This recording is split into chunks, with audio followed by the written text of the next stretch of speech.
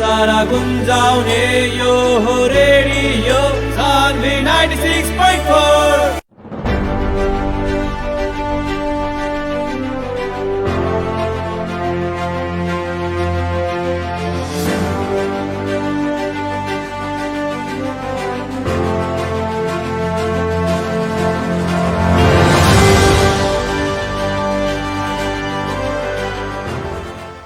नमस्कार, प्रणाम और शुभ बिहनिया। हम अपने के कहतनी श्रोता महानुभाव लोग कार्यक्रम आमने सामने के आज के दंगल में फिर से हम रेडियो सान्वी 96.4 मेगाहर्ट्ज के तरंग में उपस्थित हो गए बनी अपना ही के भोजपुरिया साथी मनोज पटेल और हमनी के समाज संगे जुड़ाइल, देश संगे जुड़ाइल, विभिन्न विषय वस्तु संगे, आदमी के स्वास्थ्य संगे जुड़ाइल, जीवन संगे जुड़ाइल, कृषि संगे जुड़ाइल, विभिन्न विषय वस्तु पर हमनी चर्चा परिचर्चा करते आ रहल बनी। और हमनी ई कार्यक्रम आमने सामने के दंगल में सीधा प्रश्न के सीधा जवाब हमनी के देश के नीति निर्माण करता लोग, नेता लोग, सामाजिक शास्त्री लोग, हर एक किस्म के व्यक्तित्व लोग के हमनी के ई कार्यक्रम में आमंत्रण करके जवाब सब लेते आ रहल बनी। स्थानीय सरकार के चाहे भ्रष्टाचार होको, चाहे केंद्रीय सरकार के भ्रष्टाचार होको, अत्याचार होको, रूढ़िवादी होको, हर एक किस्म के सवाल पर हमनी चर्चा परिचर्चा करी नेसन। और एकरा खातिर आज भी हमनी उपस्थित हो गई बनी और आज भी हमनी के एगो मेहमान के हमनी के अतिथि के कार्यक्रम में आमंत्रण कैले बनी। और ये हमनी के रेडियो को स्टूडियो के टेलीफोन लाइन में हमनी के आज के छलफल में, आज के आमने सामने के दंगल में सहभागी होके खातिर नेकपा पर्सा के अध्यक्ष प्रभु हजरा के हमनी आमंत्रण कैले बानी। सबसे पहले प्रभु जी के हमनी के कार्यक्रम में हम स्वागत करे के चाहेम। प्रभु जी, हमनी के कार्यक्रम आमने सामने में अपने के स्वागत बा। धन्यवाद।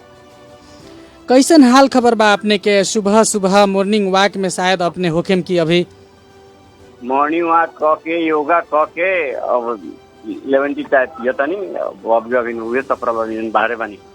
वास्तव में योगा बहुत ही जरूरी बा आज के समय में प्रभु जी। सीधा हम चलिए अब कार्यक्रम के आमने सामने की ओर हमले चले के चाहता नहीं। नेकपा पर्सा के राजनीतिक में कहल जाओ तो स्थानीय राजनीतिक से लेके केंद्रीय राजनीतिक के दौड़ में अपने विगत बहुत लंबा समय से अनवरत रूप में अपने लाग रहल बनी। पार्टी के प्रति अपने के वास्तव में ही अपने के योगदान के कदर करे लायक बा और एकरे के मनन करत पार्टी अपने के पर्सा जिला के अध्यक्ष के रूप में अपने के मनोनीत भी कर देले बा। तो लंबा समय से नेकपा के पहले नेकपा एमाले रहे, अभिन्न दोनों पार्टी एकीकरण, नेकपा एकीकृत माओवादी और नेपाल कम्युनिस्ट पार्टी एमाले एकीकृत होके नेकपा बन गई बा अभी। तो अपने के का लागता नेकपा के राजनीतिक से पर्सा में आमूल परिवर्तन ना होके सकल कह के बहुत चर्चा परिचर्चा होला और एकरा खातिर मतलब पिछिलका चुनाव में अपने लोग के बहुत ही बुरा तरीका से पर्सा जिला में हार भी बेहोरे के पड़ल। का नेकपा पर्सा के खातिर नेकपा के पार्टी लोग या देश के नीति निर्माता लोग काम नहीं कर सकल रहल कि का बा? जनता के आलोचना काहे बा अपने लोग प्रति इतना?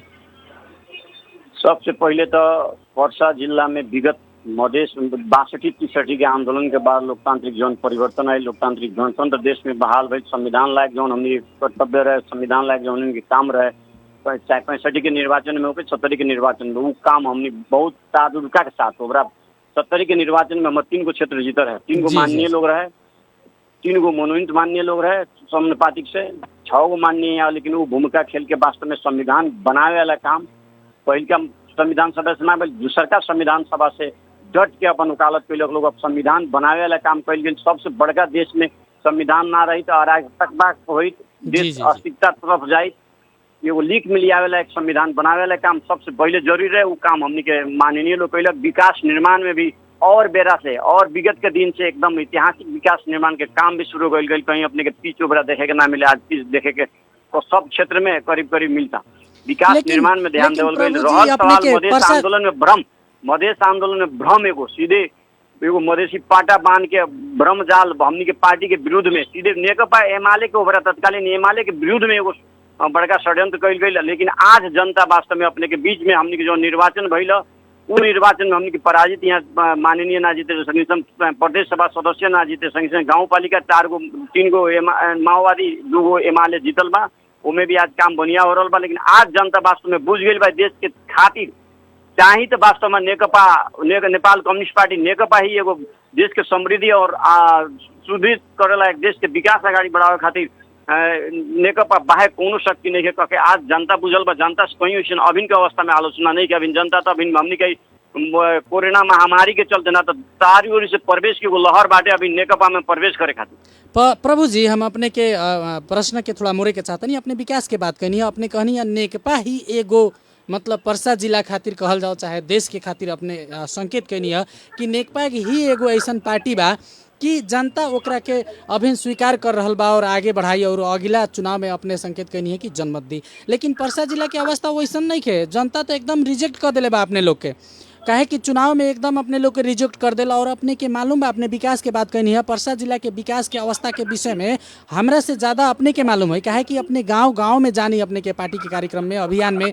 विश्वास से बिरगज आवे के अवस्था कैसन बा अपने के पता बा, थोड़ी से बिरगज आवे के अवस्था कैसन बा अपने के पता होई, पटेरवा सुगौली से भी बिरगज आवे के अवस्था देखी, सणवा से बिरगज आवे के अवस्था देखी, रास्ता की अवस्था देखी, जनता के किसान लोग के बाली नाली जौन बा, कृषि सामग्री सब उत्पादन जौन बा ओकरा खातिर बाजार नहीं के मिल रहल, रोजगारी वैसे ही बा, युवा लोग विदेश जा रहल बा। निर्वाचन में अपने देख लो हमर चारू माननीय प्रतिनिधि सभा सदस्य नहीं के जीतल, प्रदेश सभा सदस्य नहीं के जीतल, संसदीय विकास कोष के पैसा आज हमनी के हाथ में नहीं के, दूसरे लोग के हाथ में बा, प्रदेश के पैसा हमनी के लगे नहीं के, वो लोग गलत ढंग से सदुपयोग कैले बा, गलत ढंग से वो कैले बा, उसे आज जौन अपने रोड बताइए जौन एकरा विकास नहीं के। लेकिन नेकपा के तत्कालीन अवस्था में 75 साल के बेरा में ई बात कह के अपने ऐसा एगो बड़का विरासत बोकल पार्टी के नेता के ई बात कह के अपने के बचे के मिली।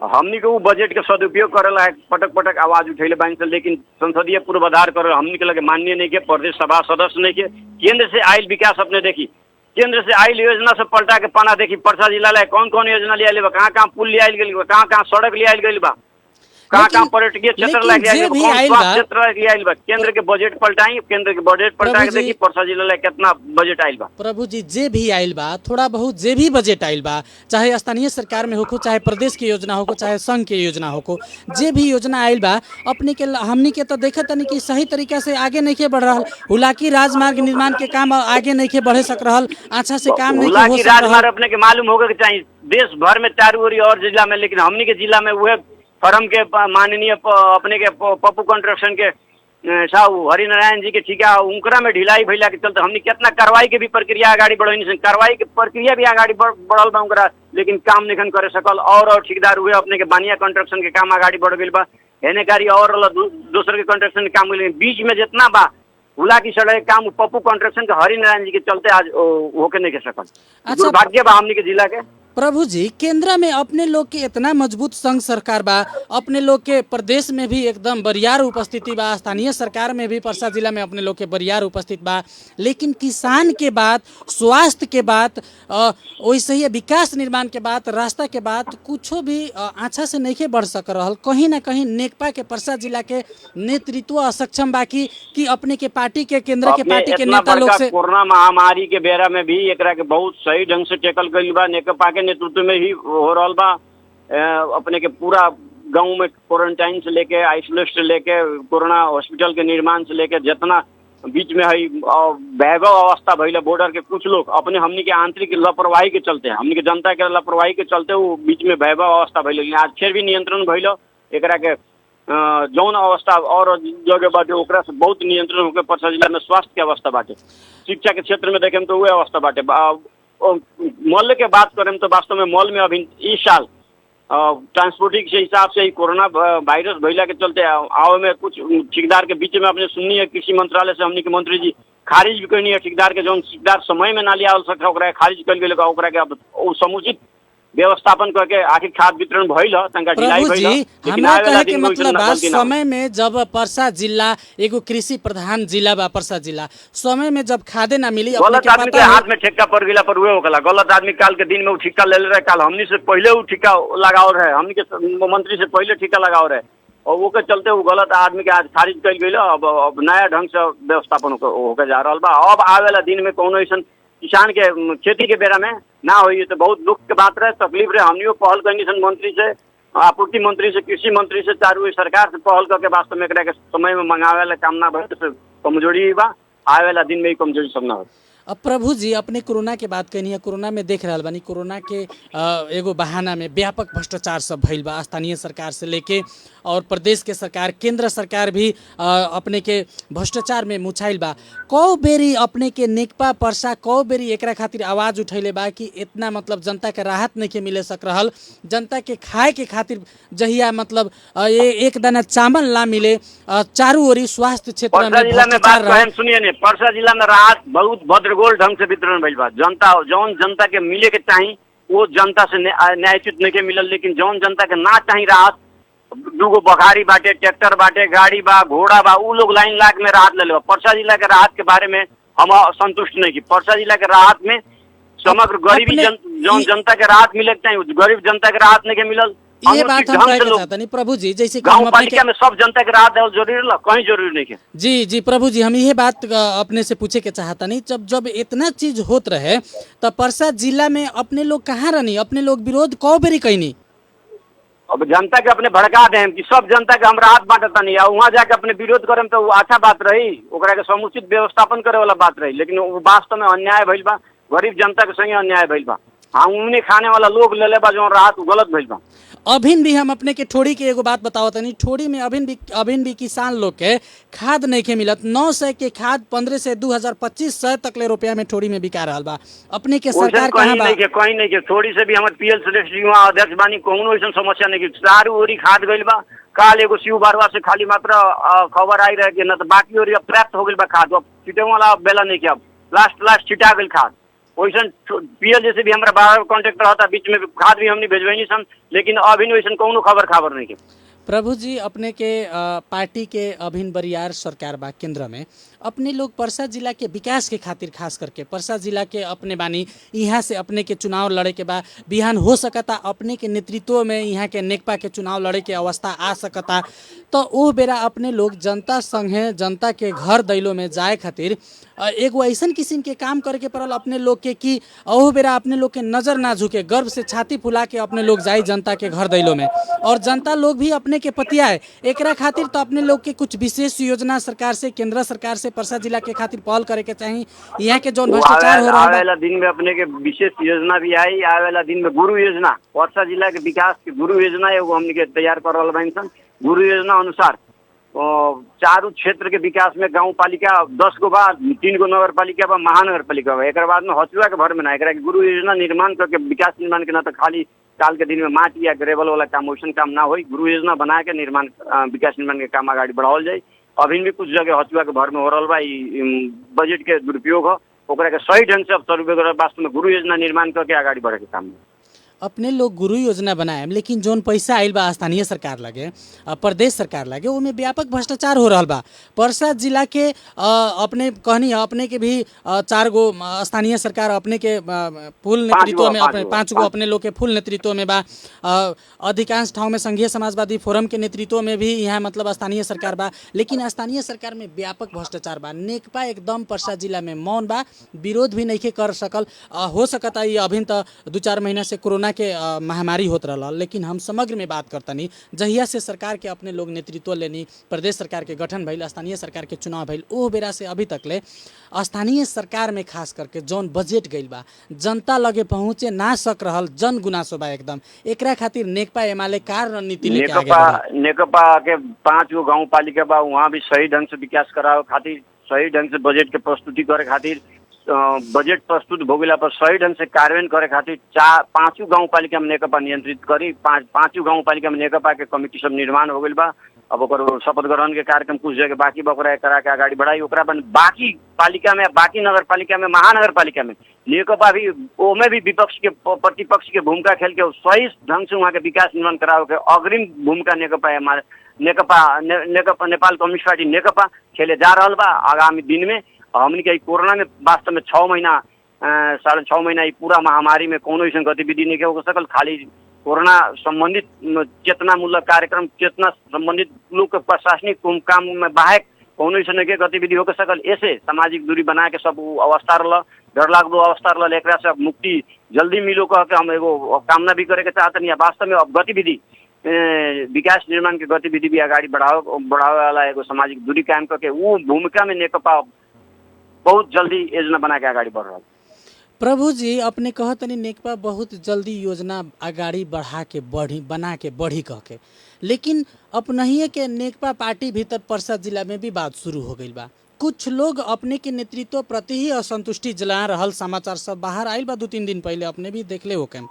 एकरा संदर्भ में भी अपने का कहे के चाहे? अपने के नेकपा पर्सा पूरा एक ढीका बा, विपक्ष सब जगह रहेला, विरोधी और सब जगह रहेला, ओकरा के वास्ता ना करे के। सबसे महामारी कोरोना महामारी जो अपने के मालूम बा, अपने के रेडियो में भी जाता नहीं तो कौन अवस्था लोग के टेलीफोन में पहले बुला के आमंत्रित करके हमने अभी भी अपने से अपने लगे लेते नहीं, लेकिन बीच कोरोना के अवस्था में टेलीफोन माध्यम से, मोबाइल के माध्यम से मैंने अपने के इंटरव्यू हो और रचनात्मक कार्यक्रम सब चलत रहा।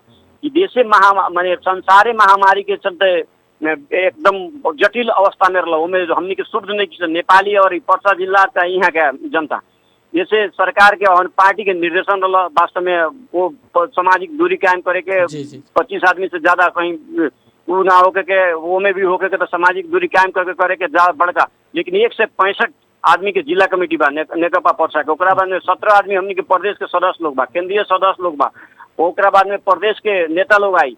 200 जना के बैठक कोरोना के महामारी में जब पार्टी या सरकार पार्टी कार्यालय में ताला लगा के बैठे के आदेश दिले रहा, पार्टी कार्यालय में, केंद्रीय कार्यालय में या जिला के भी कार्यालय में ताला लगा के बैठे वाला अवस्था में बैठक हुई संभव हुई।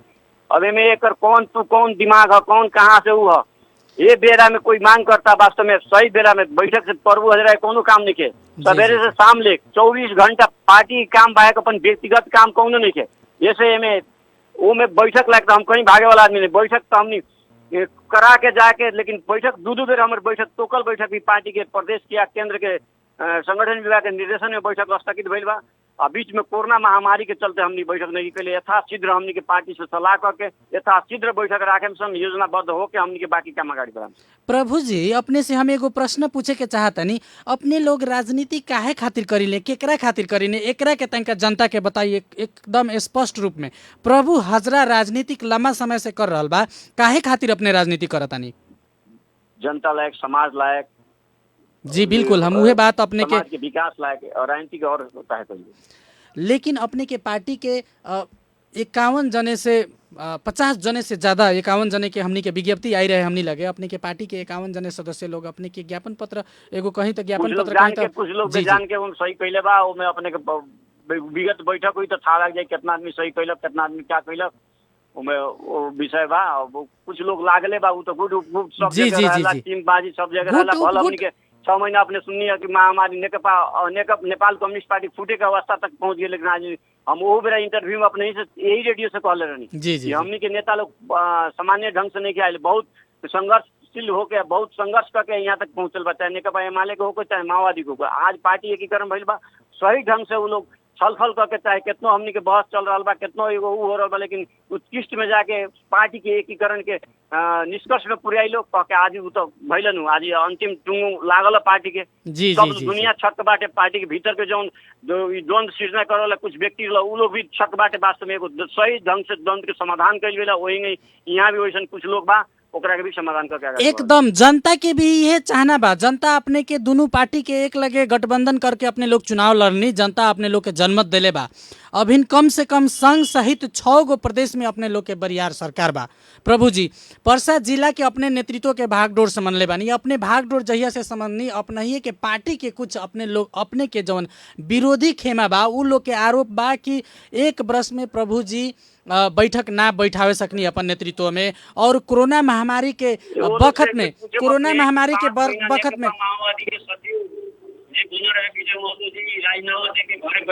जी जी जी एगो तरफ दूगो पार्टी एकीकरण भइल रहे। जी खाली नेकपा एमाले पार्टी ना सचिव ना भइला के चलते 7 महीना सचिव ना आई तले गतिविधि नहीं करे के आदेश मात्र अध्यक्ष दी। सचिव के काम बैठक बुलावे के, एजेंडा बैठक में प्रस्तुत करे के सचिव के काम।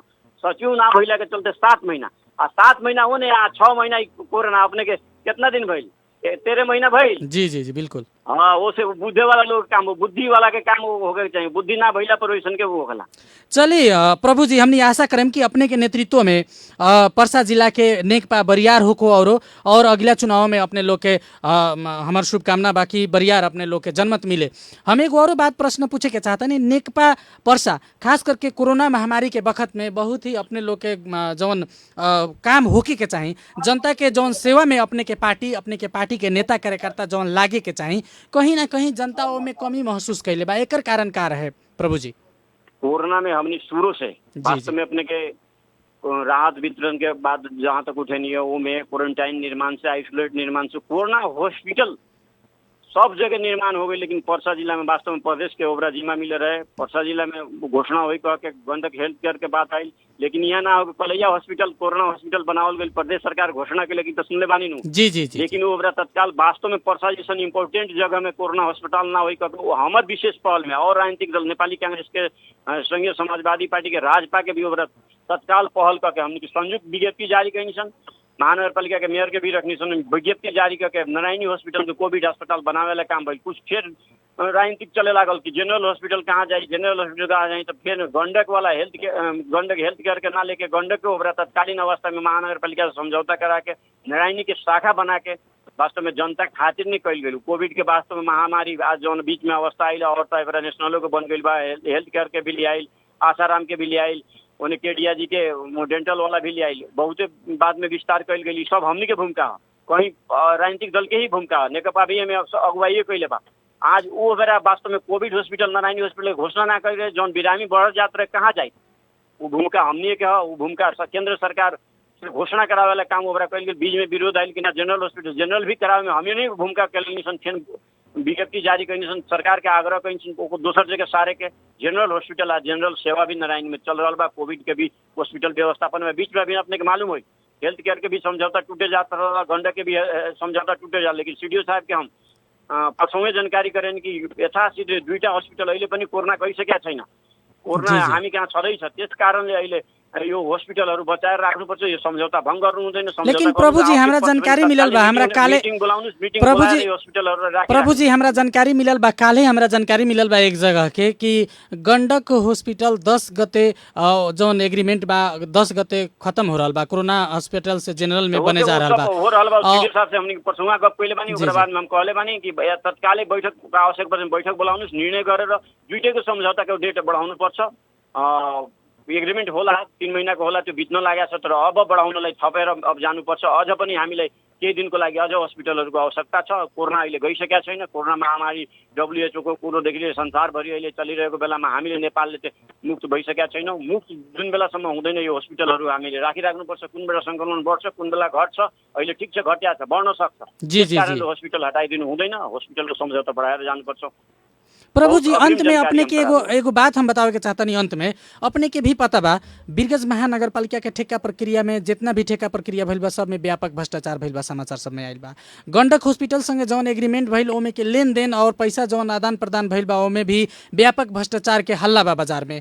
नेकपा एकरा के कैसे ले रहल बा? वीरगंज महानगरपालिका कम से कम वीरगंज महानगरपालिका में हॉस्पिटल में वैसन बात नहीं कि गंडक हॉस्पिटल तो निःशुल्क है, जी जी लागे वाला जौन बेरामी जाई अपने के पार्टी प्रभु जी अपने के पार्टी के नेता के बा वही से वैसन नहीं के अपने कहता जौन समझौता कइले बा वैसन हमरा नहीं के लागत कि वैसन भ्रष्टाचार के बा। लेकिन होई वैसन तो भ्रष्टाचार के तो उतना मात्र वहां के मात्र ना, देश भर के ही चाहे राहत वितरण भइल बा, चाहे क्वारंटाइन व्यवस्था भइल, आइसोलेट व्यवस्थापन सबके छानबीन कैलाश हो, यहाँ के भी छानबीन कैलाश हो, लेकिन वैसन हमरा नहीं के लागल कि भ्रष्टाचार भइल बा।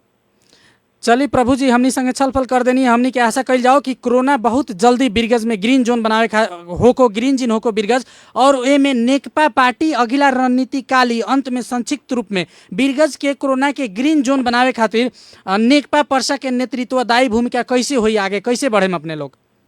नेपाल कम्युनिस्ट पार्टी में अग्रिम भूमिका खेलिए रहल बा। अगर हमनी के तीनों पार्टी नेपाली कांग्रेस भी चाहे राजस्व पार्टी तीनों पार्टी के अग्रिम भूमिका यहाँ रही, हमनी के नेतृत्व कर रहल बानी। वास्तव में कोरोना मुक्त बनावे खातिर जौन बीच में हमनी के सचेत रही सन, आम नागरिक सचेत रहो, इंडिया से जो आवे वाला बा ओकरा के लिया वाला काम में कि हमनी जे आवता ओकरा वैसन तंका लक्षण सजन बा ओकरा के तंका बच के एथी कइल। वास्तव में बीच में जौन 1 महीना के अवधि में जौन आवे वाला काम भइल वो बड़ा तंका कुकलो हो गइल, फैक्ट्री में लोग आवे लागल, ओकर क्वारंटाइन की व्यवस्था ना भइल, ओकरा महामारी वास्तव में जौन है बीच में हमनी के जौन एकाएक ज्यादा कोरोना बढ़ल न, ओकरा लापरवाही के चलते हमनी सचेत ना भइनी सन। जैसे सचेत होके वास्तव में हमनी सब सचेत पर्सा जिला बाँची रहे सन, प्रशासन जौन काम अगाडि निर्देशन दे रहल ओकरा पालना करें सन, तो निश्चित रूप से कोरोना मुक्त बहुत जल्दी हमनी पर्सा जिला होई, ये विश्वास बा हमनी। बहुत बहुत धन्यवाद प्रभु जी, हमनी से छलफल कर देनी है रेडियो सानवी के ई कार्यक्रम आमने सामने में। आपने के बहुत बहुत धन्यवाद देत, अपने से विदा हम नमस्कार। लॉस धन्यवाद। और हमनी के तमाम भोजपुरियन श्रोता जौन आमने सामने के दंगल में हमनी के आधा घंटा से हमनी संगे जुड़ रहल बानी, हमनी के साथे साथे बानी, उ लोग के भी विशेष धन्यवाद। और विशेष धन्यवाद हमनी के प्राविधिक ओर के संगतिया और सत्येंद्र जी के भी हम दे हम। और रेडियो सानवी बिरगज के नंबर 1 FM अभिन अपने लोग लगैले बानी और सुनत रही, सबके सुनावत रही, झुमावत रही। और ऐसन ऐसन हमनी के और छलफल भी दिन भर अपने लोग से हमनी ऐसन ऐसन राजनीतिक छलफल जनता संगे जुड़ल डायरेक्ट जनता लोग के समस्या के विषय सब पर हमनी चर्चा परिचर्चा खास रूप में रेडियो सानवी में अपने लोग सुनते आ रहा बानी। अभी के खातिर हम मनोज पटेल आमने सामने के दंगल से विदा चाहेम। अगला कार्यक्रम में बिहान सवेरे ठीक यह समय में अपने से हमार जरूर भेंटघाट हो। हमरा के विदा दी, नमस्कार, प्रणाम, शुभ दिन।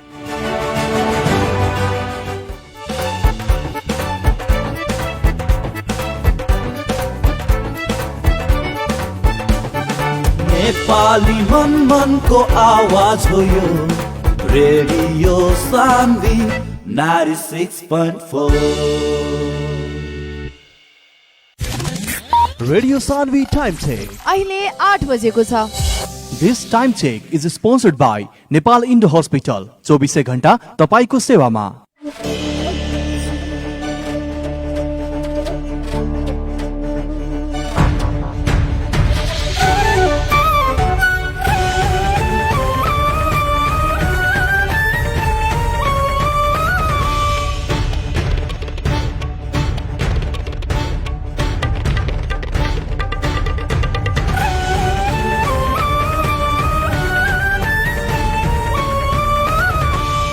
नमस्कार, रेडियो सानवी 96.4 मेगाहर्ट्ज तथा www.radiosanvi.com मार्फत संसारभरि के साथ प्रसारण भइरहेको बिहान 8 बजेको सानवी हाइलाइट्समा सोनमको स्वागत छ।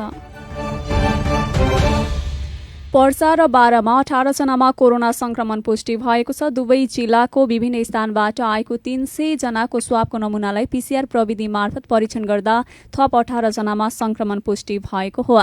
नारायणी अस्पतालका प्रवक्ता डाक्टर अतुलेश कुमार चौरसियाले दिएको जानकारी अनुसार 4 महिला से संक्रमण पुष्टि भएका मध्ये पतलैयामा कार्यरत 2 जना सशस्त्र प्रहरी बलका जवान समेत रहेका छन्। थपिएका 18 जना संक्रमित मध्ये 6 जना पर्सा जिल्लाका बासिन्दा रहेका हुन् भने बाँकी 12 जना 12 जिल्लाको रहेका छन्। पर्साको वीरगञ्ज महानगरपालिका वडा नम्बर 1 र 14 मा 1-1 जना, सखुवा पर्सोनीको वडा नम्बर 2 मा 1 जना र वीरगञ्जकै तर वडा नखुलेका 3 जनामा संक्रमण पुष्टि भएको डाक्टर चौरसियाले बताउनुभयो। उहाँले 12 जिल्लामा थपिएका संक्रमित मध्ये 2 जना सशस्त्र प्रहरी बलका 2 प्रहरी जवान समेत रहेको जानकारी दिनुभयो। त्यसैगरी जितपुर सिमरा उपमहानगरपालिकाको विभिन्न वडाका 8 जना, मोतीसर र कट्टी पर्साका 1-1 जनामा संक्रमण देखिएको हो। थपिएका संक्रमितहरूमा 12 वर्षीय बालकदेखि 85 वर्षीय वृद्ध समेत रहेका छन्।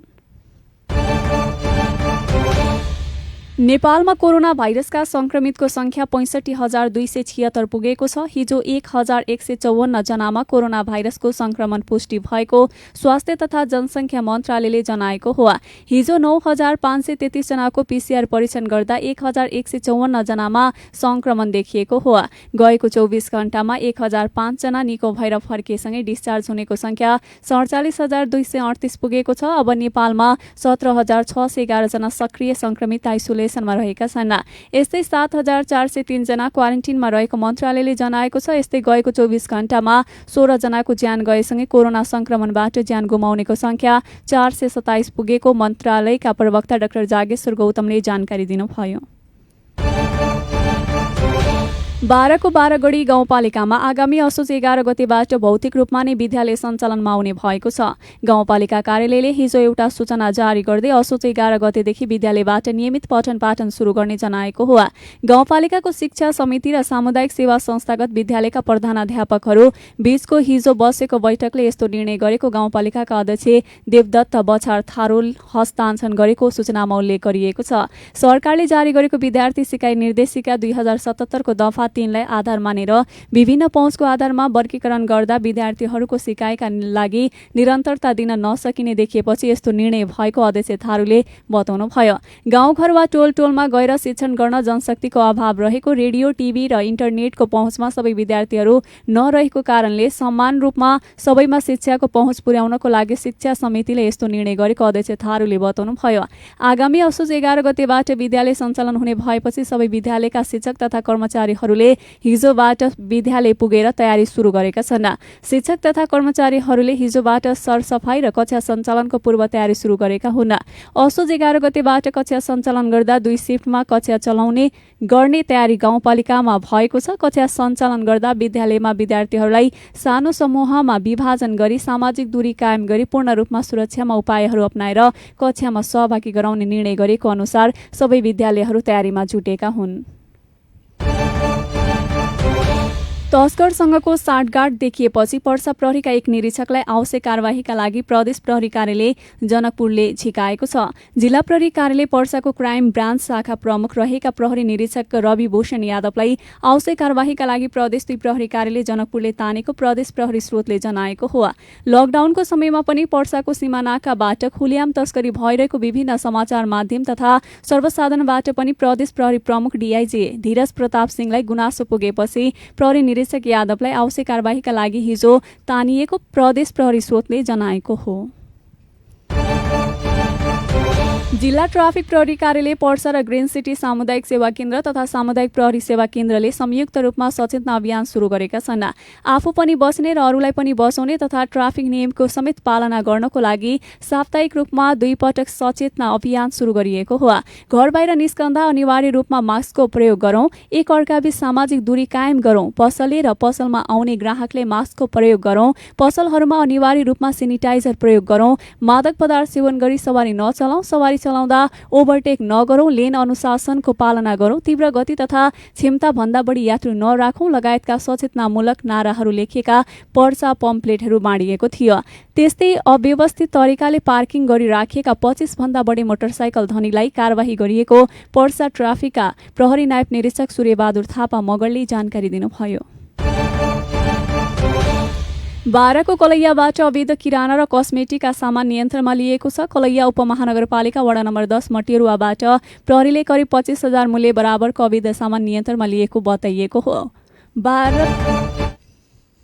भारतबाट नेपालतर्फ अवैध रूपमा पैठारी गरिरहेको अवस्थामा प्रहरी चौकी मटेरुवाबाट खटेको प्रहरी नायब निरीक्षक अशोक कुमारले जानकारी दिनुभएको छ। प्रहरीलाई देख्न साथ तस्करहरूको टोली फरार भएको थियो। थप अनुसन्धान भइरहेको प्रहरीले जनाएको हो। प्रदेश 2 सरकारले निजामती कर्मचारीको आधिकारिक ट्रेड युनियनको निर्वाचन स्थगित गर्न माग गर्दै संघीय सरकारको संघीय मामिला तथा सामान्य प्रशासन मन्त्रीलाई पत्रचार गरेको छ। मुख्यमन्त्री लालबाबु राउतले हिजो पठाएको पत्रमा असोज 24 गते आधिकारिक ट्रेड युनियनको निर्वाचन गर्ने अवस्था नभएकाले स्थगित गर्न माग गरेका हुन्। कोरोना भाइरसको महामारी विद्यमान रहेको प्रदेश 2 महामारीबाट सबैभन्दा बढी प्रभावित रहेको पत्रमा लेखिएको हो। त्यसै ट्रेड युनियनको चुनावमा थ्रेस होल्डको विवाद रहेको र यस सम्बन्धी मुद्दा सर्वोच्च अदालतमा विचाराधीन रहेकाले पनि निर्वाचन स्थगित गर्नुपर्ने मुख्यमन्त्री राउतले पत्रमा उल्लेख गर्नुभएको छ।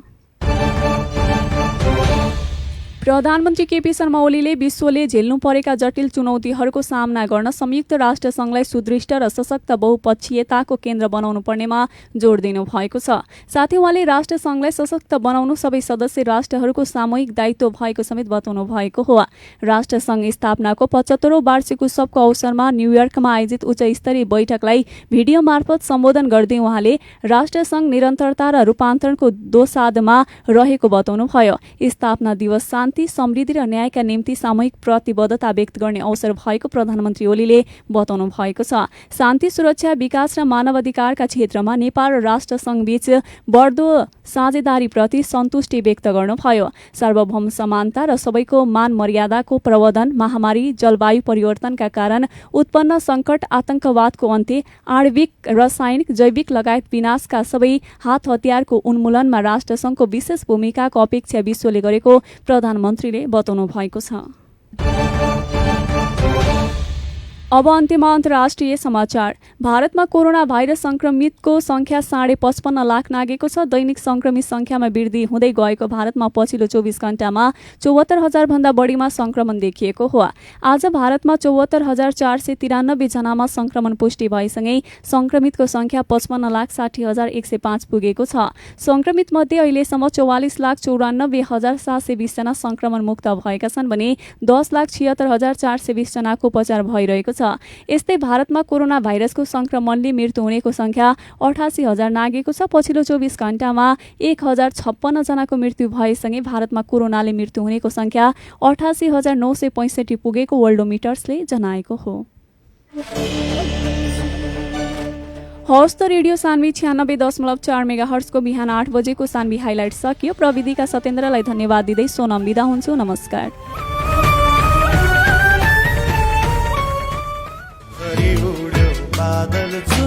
नमस्कार, म गायक अनि संगीतकार रवि रिमाल। अहिले तपाईहरु सुन्दै हुनुहुन्छ सूचना र मनोरञ्जनको संगम रेडियो सान्वी 96.4 मेगाहर्ट्ज।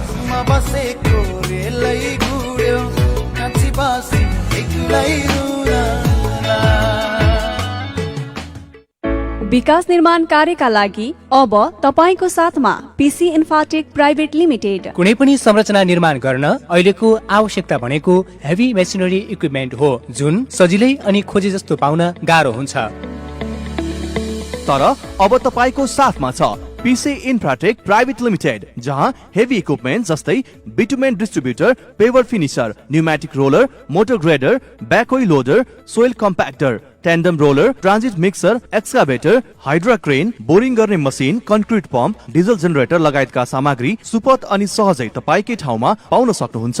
दैनिक, मासिक वा वार्षिक तपाईको आवश्यकता अनुसार भाडामा लिन सकिने सुविधा। विस्तृत जानकारीका लागि सम्पर्क पीसी Infratech private limited, Birgunj रामगढवा 24, dry port नजिकै। फोन नम्बर 980118 0957 र 980148 10730। पीसी इन्फ्राटेक, विकास निर्माणका लागि तपाईको साथमा। ए दाइ कता? ओहो, भाउजू पनि हुनुहुँदो रहेछ त। अनि यो सडक पेटीमा के सोचेर बसिराखेको? के हुनु भाइ, भाउजू दुई जिउकी छे। अब चेक गराउन चाहिँ कहाँ लैजाउँ भनेर सोचिरहेको नि।